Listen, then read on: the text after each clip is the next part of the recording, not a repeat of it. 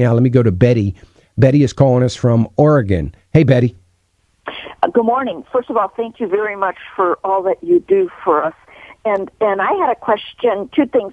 When are you going to come to Southern Oregon for one of your town hall meetings? Betty, I'm sure we've got the West and Oregon being our main. When we come west, we're going to go to Oregon first because that's where our biggest group of listeners are. So we're planning on it. I don't know when, but we are going to get out there, and I get, as you can imagine, we get requests every day, when you come into our city, but we've got a number of places we want to get to that we've not been. Oregon's one of them. Michigan is one of them. Maybe even North Dakota or South Dakota and Rapid City area and some other places. So we're going to work on that. So thank you. Okay. Thank you. We would love to have you here. The question that I have has to do with establishing a family trust. Okay. I was told that's a good idea to put your home in a family trust in terms of my beneficiaries. What all else would go in a family trust? What all financial things would you put in a family trust besides the home? Well, the most important part, if you're going to establish a trust, a family trust, everything, all of your assets, one of the biggest mistakes that people make is they don't put all their assets in the trust. And it's funny because what you're saying is you've been told to put the home in. Usually the mistake everybody makes is they don't put their home in it. They, because it's a little bit harder. So they put they're putting their checking account and their savings, their mutual fund account, you can't put IRAs in a trust, by the way. So any of your IRA wealth cannot go into a trust. But all of your assets need to be titled in the name of the family trust. And you also need, just because you have a trust, Betty, you still need a will.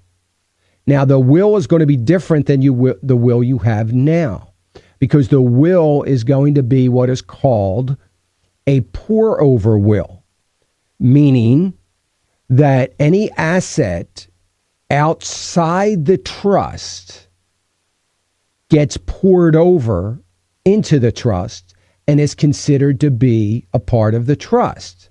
Now, here's the thing. People think, well, I got this pour-over will. I don't need to put my house in the name of the trust. That is not true, because the IRS is not going to recognize assets being poured over into the trust that are major assets. In other words, you have to show intent that you wanted all your assets in the trust. So the bulk of your assets already have to be in the name of the trust. But, they understand that you might buy a car every 5-6 years and it's going to change, or, you might have an antique piano that is worth, thousands of dollars, things like that. All of those things are fine, but the majority of your assets have to be in the name of the trust so that you show that intent. So you need a new will. Now, the other thing you use the will for are some very specific things. You don't put very specific things you don't put in the trust. So that antique piano I was just talking about, you might want that to go to your church. You would put that in your will so that it stays out of the trust and it goes to your church.